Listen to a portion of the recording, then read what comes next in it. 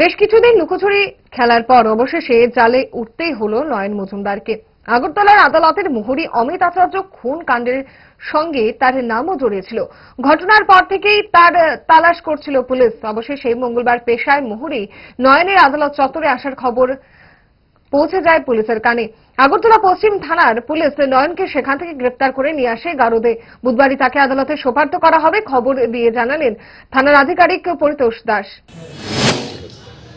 আপনারা জানেন আগরতলা কোর্ট চত্বরে 2023-এ অমিত আচার্য একজন মৌরি ছিল, তাকে আক্রমণ করা হয়েছে এবং পরবর্তী সময় তার মৃত্যু হয়েছে। এই বিষয়ে অমিত আচার্যের বাবার কমপ্লেন মূলে 2023-এ একটা আমরা কেস রেজিস্টার করি, যার নাম্বার 174/2023 হত্যার মামলা আমরা রেজিস্টার করি।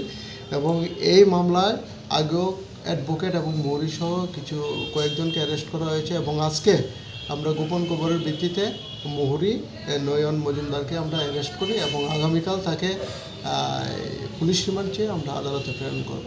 কোথা থেকে তাকে আটক করা হয়েছে? তাকে থেকে কোর্টের কাছ থেকে আমরা অ্যারেস্ট করেছি।